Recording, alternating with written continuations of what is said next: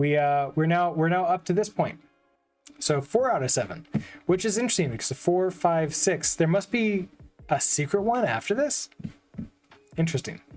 Okay, let's you're all up there. All right, before I do anything else, you know what I completely forgot to do?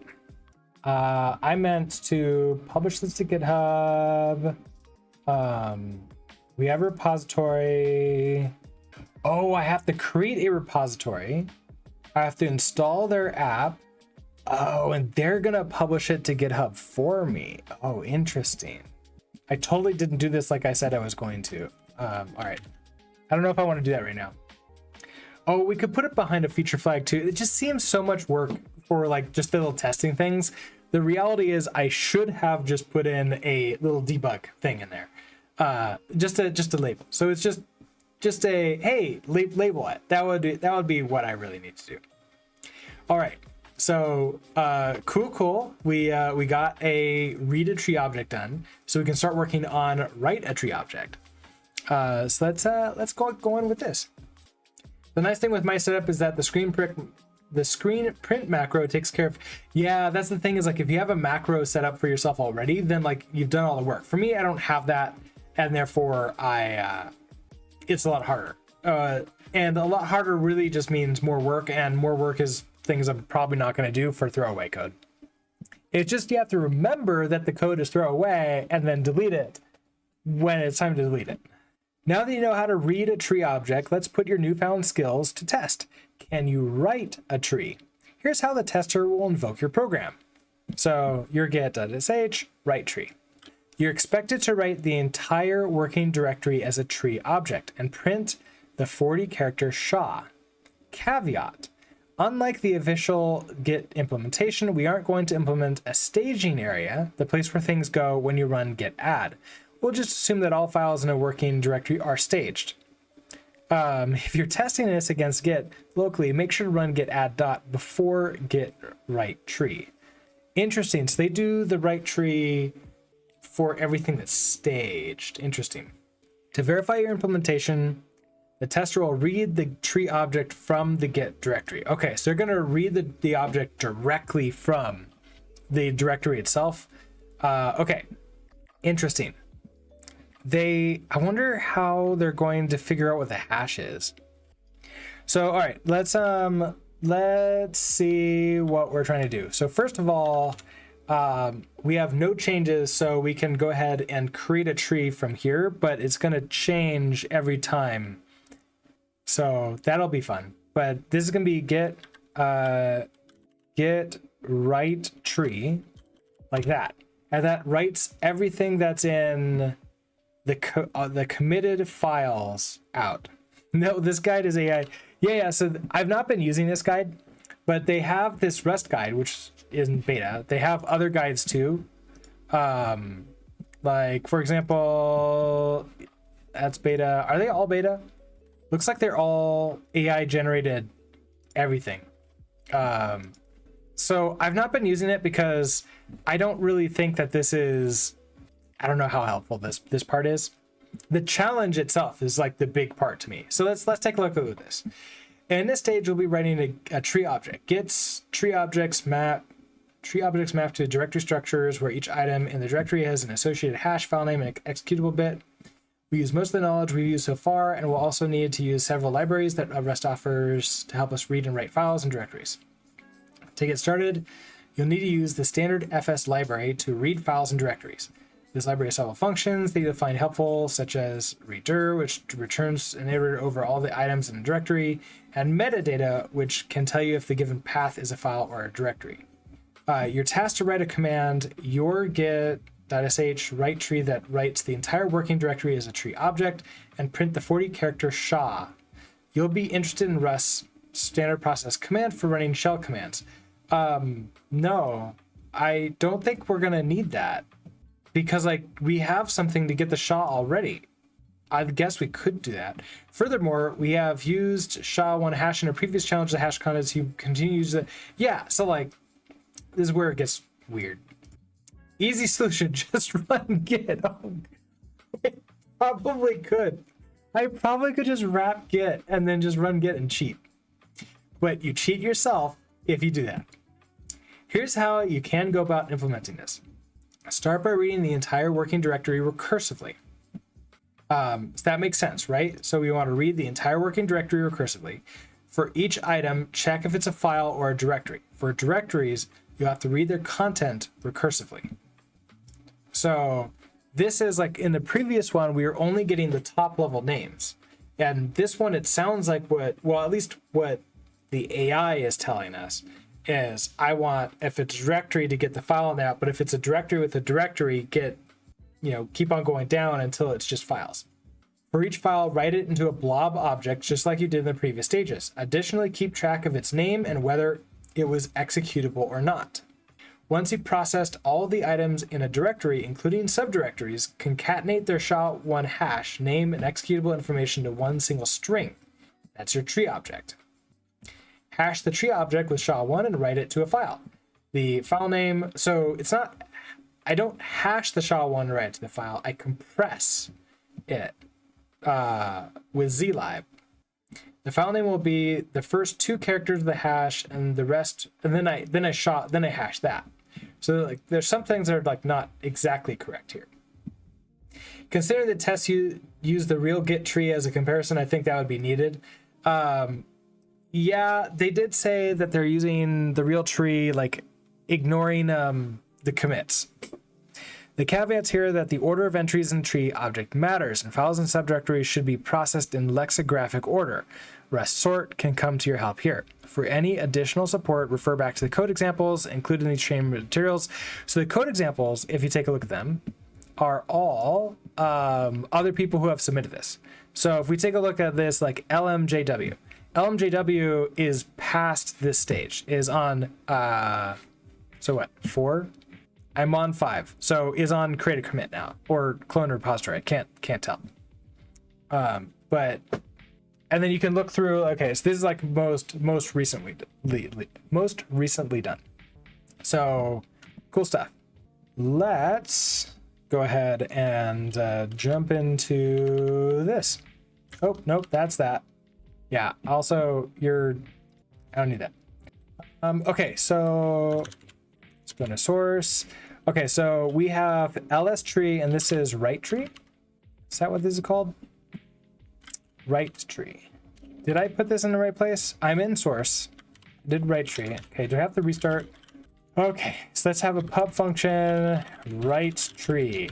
We're gonna need, we probably don't need to take anything in, do we? This is, okay, so we need to now run write tree from main.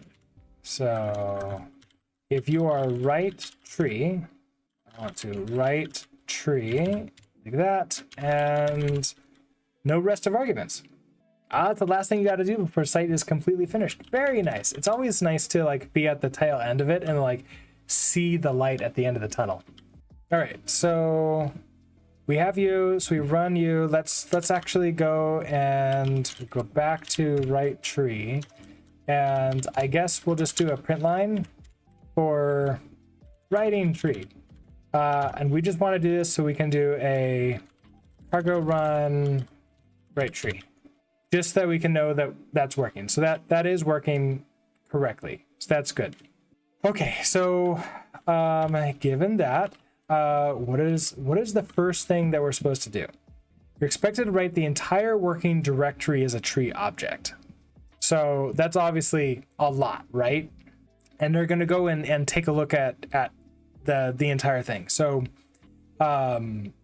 if we look at, now we don't know, okay, so test cases. We can take a look at their test cases here. I don't know how helpful this is. Okay, so it creates some files and directories. Okay, so it runs our write tree, expects a 40 character SHA at the end, and then it runs git ls tree name only SHA. So that's what we have to do. We have to be able to run ours with ls tree, and it has to match like git ls tree. It has to work essentially. Okay, good to know. So basically Okay, so let's say this is all committed. I can now do a git write tree, and then I want to get ls tree name only. Oh, I completely forgot name only with this hash. So, okay, we have cat file, hash object, init, lib. Oh, because this is where we are. We're inside of source. Okay, that makes sense. Oh, so wait, this isn't as bad as I thought. This is not recursive at all. Let's go back out to the top and let's do git write tree again. Yeah, look at that. Okay, so this isn't all the source type things in here. This is just files and directories. So it's not, the AI is telling me to do something that's way harder than what we actually need to do. But okay, this is pretty nice. So basically what I need to do is I need to list out the files and directories. So it sounds like we'll just do this one step at a time, right? I don't need to switch over there. We're over here. So step one, I want to get files and well, basically we need to like walk through and get like the files and folders in the current directory. Let's see, files and folders in the current directory. Okay, so we have to get that first. Now let's see what the AI suggested for this, because I don't know how much we can trust it. So it was suggesting that we use readdir, which returns an iterator over all the items in a directory, and metadata, which can tell you if a given path is a file or a directory. Okay, so readdir actually sounds decently fine. So if I do standard fs readdir, so returns an iterator over the entries within a directory. Okay, so then we need a path, so that, and if I start, is it like, I just want it from local? Can I do something like that? Starting from here, let's hand it the path. Okay, so that gives me a readdir, and now what can I do with dir? Oh, it's okay, right. It is this,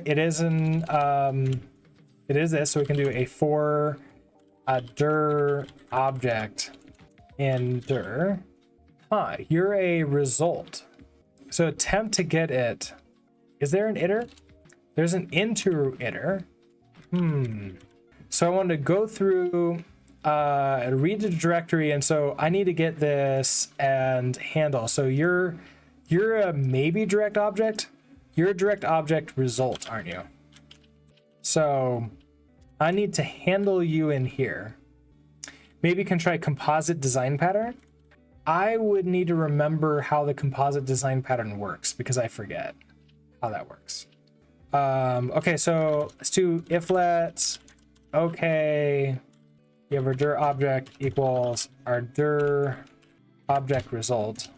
That gives us our dir entry. Which doesn't tell me much. Okay, so what can I do with this? Dir. Okay, so we can get the metadata. We can get the file name. Returns the file name of this directory entry without any leading path components. Oh, okay. As an example, the output of the function will result in foo for all the existing paths. Okay, so just the name of the thing. And the file type. Okay, will give me the type. Metadata will not traverse symlinks if this entry points at a symlink. Okay, that makes sense. So let's get that. And if I want file name, to owned, I don't think helps. I could into string this maybe. And then let's just debug out the name and see what we got. Okay. Cargo to toml, test, your get, sh, target, cargo lock, readme. Okay, we got those. And then if I were to, what was it? It was the most recent get ls tree name only. So get attributes, get ignore, cargo toml, readme, code crafters, source, test, and then your get. Oh, interesting. Look at that. They're ignoring target because it's part of the git ignore. Oh, that's what it is. I'm wondering, they didn't tell me one way or the other if like I need to use the git ignore. So what I'm going to do is I'm going to ignore git ignore, and then we're going to wait for them to tell me, hey, you need to look at git ignore. Ignore the ignore? Yeah, exactly. We're going to ignore the ignore. We are like, my git is far superior to the real one because we don't have like extra complications like a git ignore. It's sort of like one of those, you can't tell me what to do. So I think, so let's see, ignoring that. So we have cargo toml. We have, okay, so if we look at, this is what, 1, 2, 3, 4, 5, 6, 7, 8, 9, 10, 11. So 11 things here. .git is ignored. So what, that's 2 things ignored, so git and target. Yeah. Okay, so I think that gives me everything. Now I wonder if I do need to, because it doesn't say. Now that being said, I'm curious because if I don't use get ls, if I don't use name only on this, and I just do ls tree, are you going to give me, this is what I get. Okay. We get a tree object for source, which means I do need, oh, that's the thing. I need to write a tree object for source, which means that it does need recursive. Okay, I do need to recursively do this. Okay, because there's no way I would get the hash here if I didn't also go into source and then create a tree object there. So that is the thing. What are you? What is this mode? Is this mode actually like the file mode? So for example, cargo lock, you have this as a 100644. You are a, okay, so 644. So 6 is 4 and 2. Yeah, 6, 4, 4. Okay, yeah. Oh, yeah. So that when they say mode, they really do mean that this is the permission structures. And then the last one here is going to be if it's a directory or a file. So it's a, interesting, it's a 04 if it's a file. And if it's a 10, it's a, sorry, opposite way around. It's a 04 if it's a directory, 10. Is that actually 100? What about this? Your get. Yeah, that's a 100.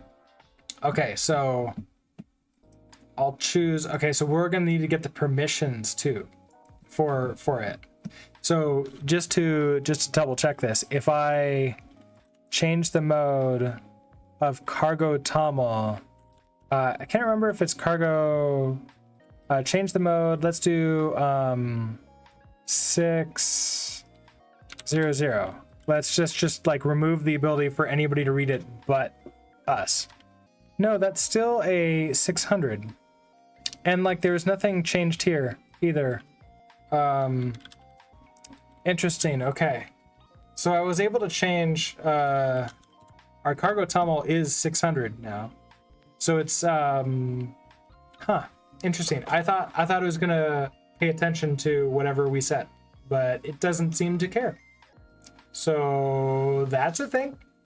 Okay, so I guess like first steps, because like with anything with like, you know, this magnitude is obviously going to feel a lot. Let's see if we can get the first steps, which obviously we have the name of the files and folders there. And so if it's a file, so I need to know if it's a file or if it's not a file. If it is a file, we'll just go ahead and we need to blob it. We need to write the file. Okay, so let the file name, get that. So I also need to get the type. So really this is, I guess, the file metadata. There's a lot of metadata here. So we have the mode, but that doesn't seem to be right. Oh, is dir true? Okay, so wait a second. Cargo.toml. File type is a file type, and then we get the mode. Is dir false, is file true. Permissions okay, when it was modified, when it was last accessed, when it was created, and then we move on to the next. Oh, there's more stuff in here. But the only thing I care about is if it's a file or if it's a directory. That's all. So I want to check to see if it's a file. Okay, so we get the name of it out here. So if the metadata, if the metadata is file. So if you're true, then we'll have an else thing that we're doing here too. So what do we need to do with this? We need to probably create a struct because there's a bunch of things that happen inside of that file, right? We know that we're gonna have like the right header and all that stuff in there too. It's okay, it's just basically the hash and let's see. Okay, so if we're hitting, okay, so if we're a file, I want to do the entire thing with the file. So not a cat file. I want to hash object. Okay, so I need to hash the object, and the only negative to this is that hash object, which does write this out, doesn't then print it out to the screen. It like prints out here. So yeah, you print the SHA out and then you save the file. So what I really want to change you to do is return a string. And because you may not work, you're either gonna have to be an option string or a result. So if I do like a sum string, then you'll do a sum. Oh, you know what? We should probably do a result. Also, sum doesn't go up here. I want to use the anyhow result. Hold on. We're gonna return an okay with the SHA inside. Okay, so if this is returning out of the match, then you are going to run the bail and error out. Okay, so then I think you're okay. Main is going to be unhappy with this. So I need to print this out. So we're going to print line, just multi-line this. Okay, so we're going to get let the checksum will unwrap you, and then we will print line the checksum. Okay, so this should still work, but now we can call hash object. So from right tree, if this is a file, we can hash this tree. So let hash. Okay, so we're gonna probably do the same thing. So we'll turn. We know we're gonna have to return a string from this eventually. So that means let's throw a to do at the end of here. Okay, so let hash. Let our checksum equals what is this? It's a blob. It's hash object. Okay, hash object, and then you require the you require these args. Oh no. Okay, that's not great. I need to rip this out and basically not just assume that we're using the dash W. Okay, because like that's what they're doing always in our code. Okay, so this either I need to hand it. I could also just hand it like an args of 1. I could do that too. Oh, I need to hand it the dash W and the 1. Okay, so I could hand it. This is not a good idea. I could hand it dash W, and then also, oh, you need to be a string. Okay, so and then it's gonna be the name, right? So this is now gonna be the name. Okay, so if I unwrap you, we get the checksum. So I probably just want to debug. Let's say file checksum. You're not happy. Oh, because you need this to be a reference. We've already given up the name, so you need to be, we need to clone you. Let's be more specific with that. Okay, so if we write file, okay, so write tree, expected nothing found result. Because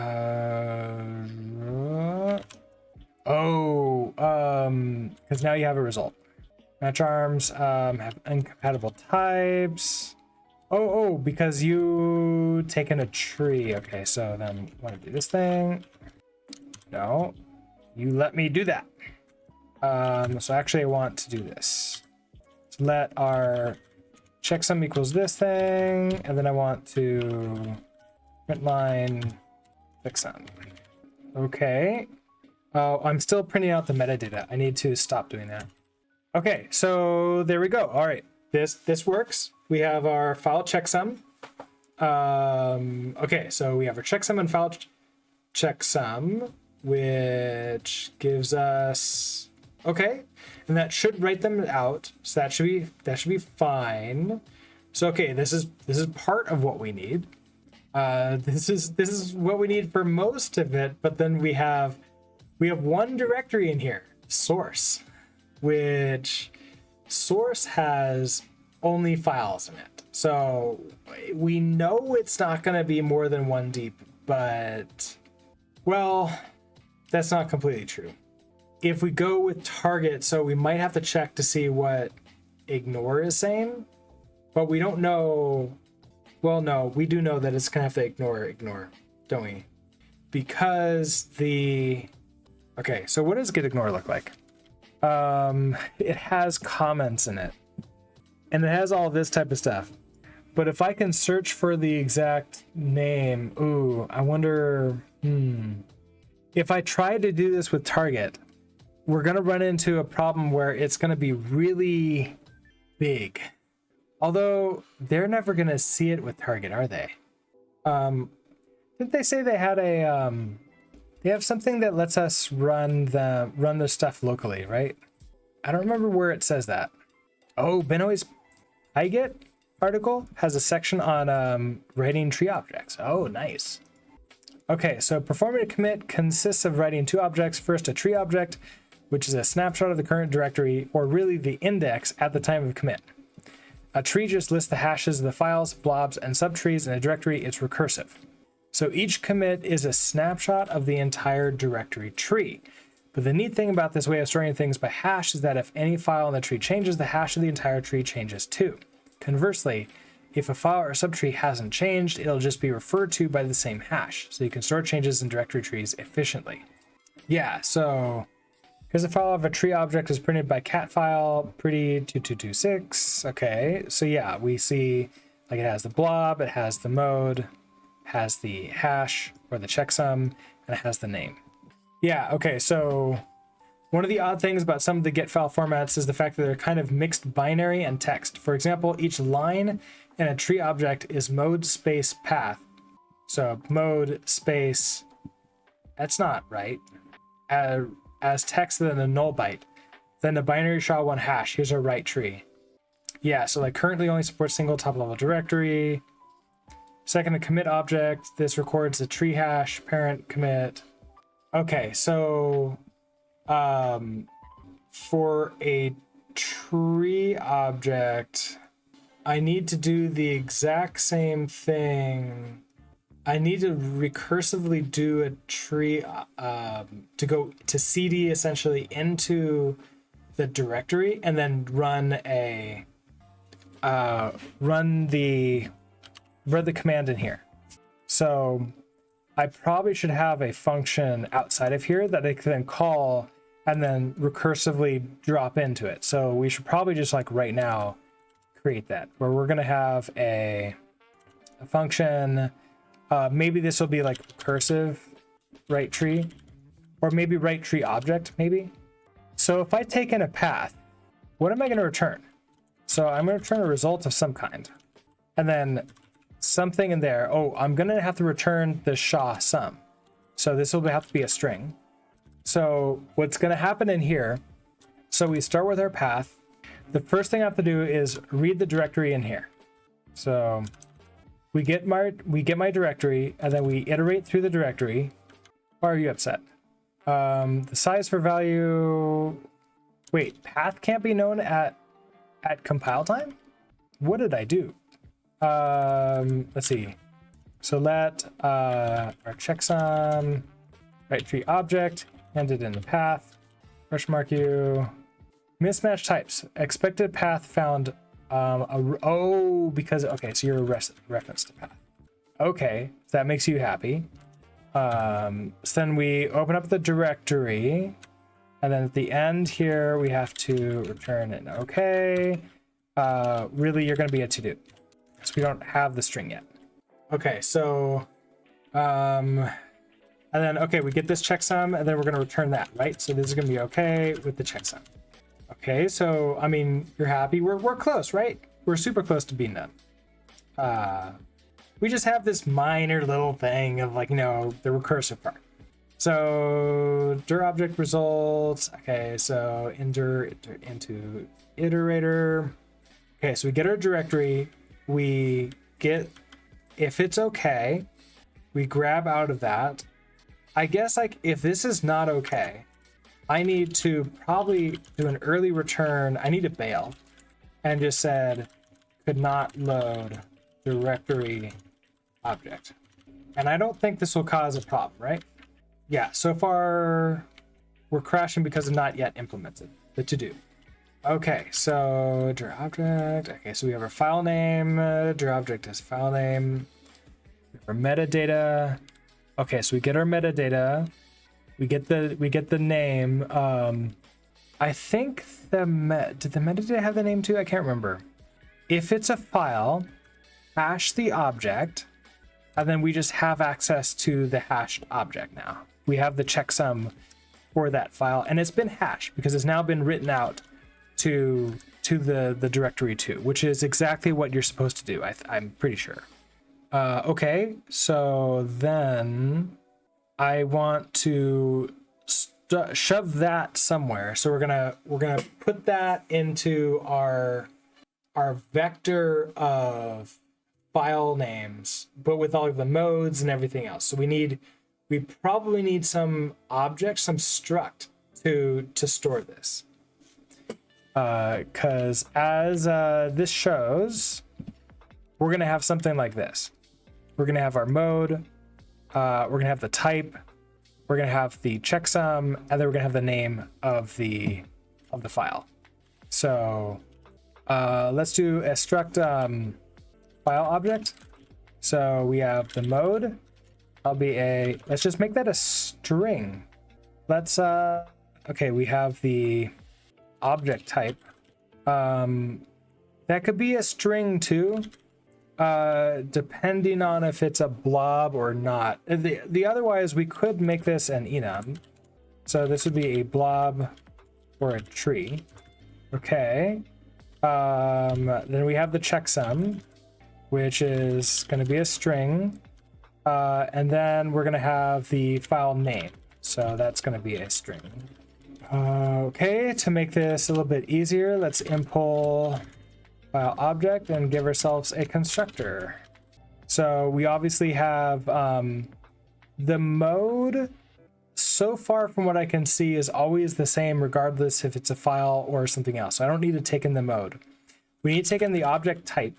So the file object type, and most of them are actually going to be blobs or trees, aren't we? So what if we just do this as is file and have that be a Boolean? That will handle the mode. That will give us the object type. We'll have the checksum, which is a string, and we'll have the name, which is a string. Okay, so our mode is going to be highly dependent upon the file object type. Okay, so let's import file object type. Pub function. Okay, so if I do new and we hand it in is file. So this is gonna be a Boolean. All right, so if is file, then we want self blob. Otherwise, we want self tree. Okay, so we have our, okay, so that gives us our object type. Now we can get the mode from this if I add in a mode in here.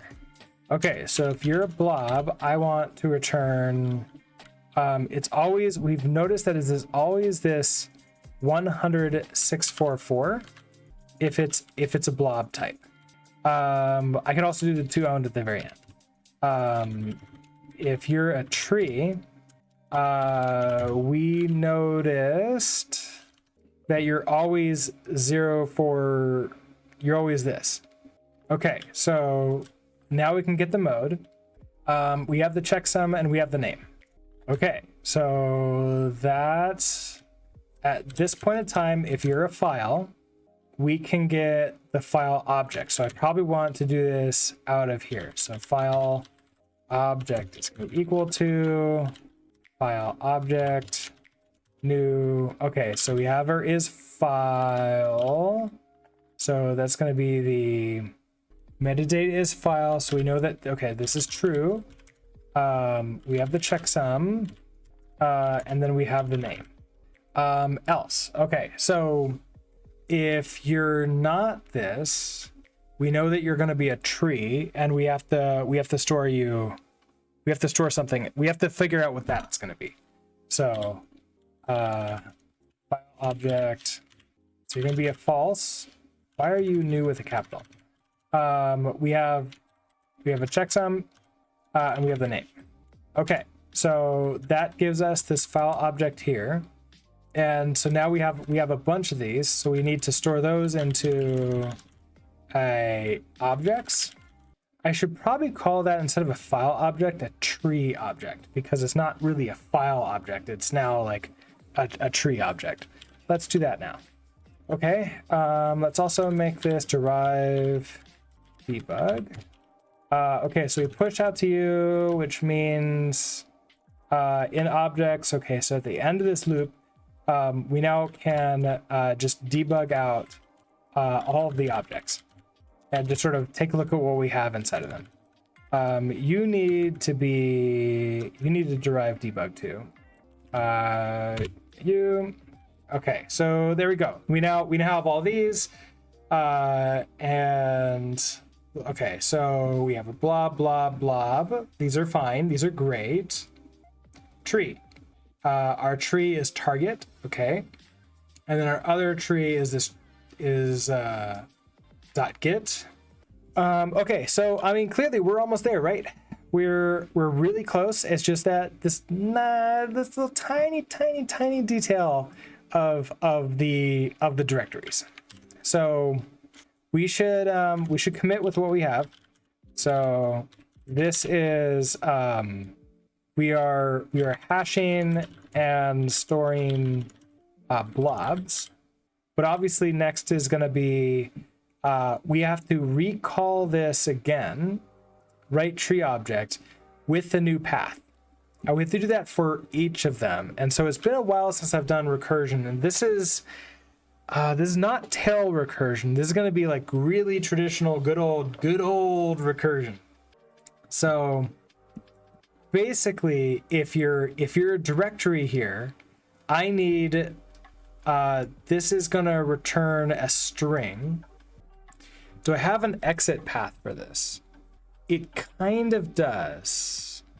It has an exit path of like doing the thing. Okay, so what would happen if I just like let the checksum of the tree equals, oh no, I need to update the path first. So let the new path, so this is going to be the dir path is going to be equal to our path.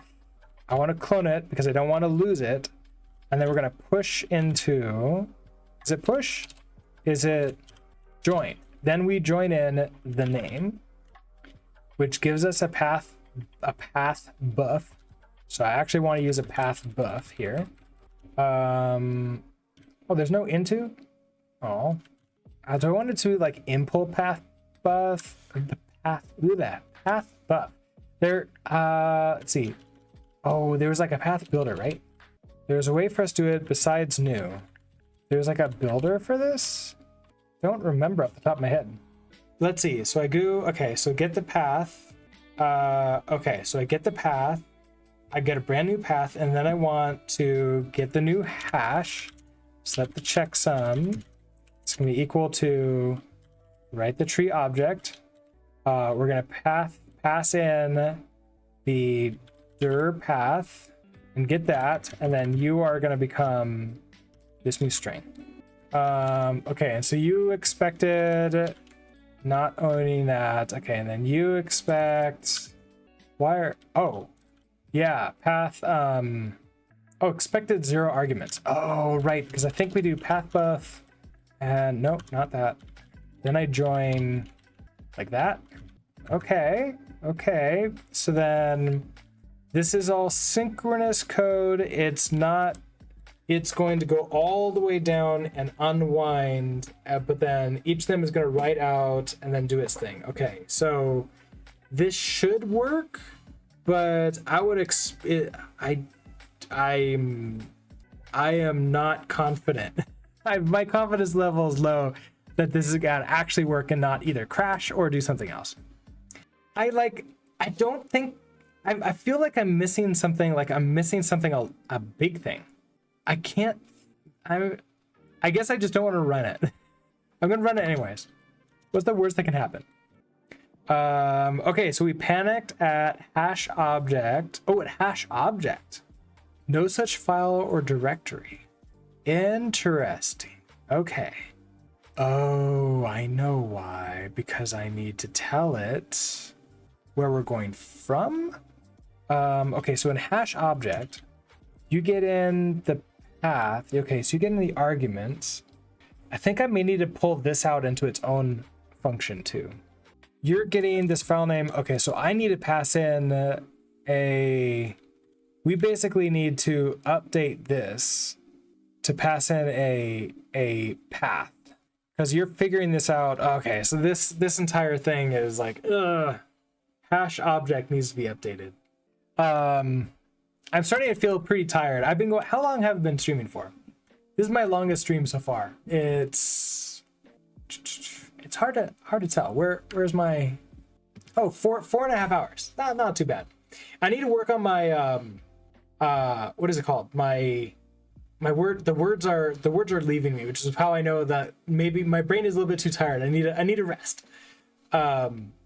I need to work on my endurance for streaming longer and doing longer coding streams, because I feel like that would be a lot. I would be able to have a lot more energy to be able to do this refactor. Right now, it's like, oh, do I really have to do it? The answer is yes, I do. What I need to do is I need to update the hash function to not take a list of arguments, but take a path, and then have the main function hand it that path and figure that out from it. For this thing, and then I can call this properly from the other function. That's what I need to do. I am super tired though, so I think I'm gonna bring the stream, start winding the stream down. How about that? Start winding the stream down and make a note that this is what we need to do. So we need to update hash object to take in a path and go from there.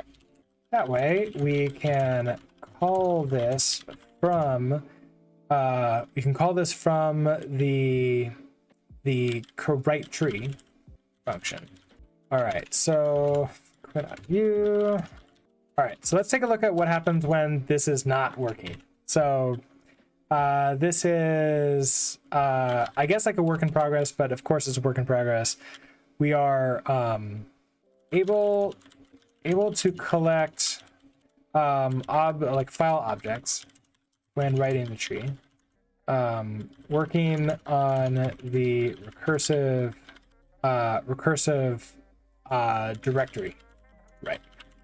Okay, so if I push that up, Code Crafters will then run this, and it will then say, "Hey, it got a 101. What happened?" So it tried to run get tree to try to run it multiple times. Oh yeah, so it ran for all these things and it works. Test passed, but then for the very last one, which is write tree object, the code crashed out because we got a no such file or directory, which we already knew because it's trying to do the write on a directory, but the path, it thinks that it's in the same path and it needs to cd essentially in there first to begin with. So essentially the path is not set up right. Okay, so that's pushed up. So therefore my code is saved up there, and I can like pull that down again later if I need to. Let's see, what else do I need/want to do? I don't know if I have anything else. Let me. So with that, I hope that you all have a great rest of your day, and I will see you next time. Bye. And we just sent everybody off on Twitch to hang out. So everybody on YouTube, have a great rest of your day and see you next time. Bye.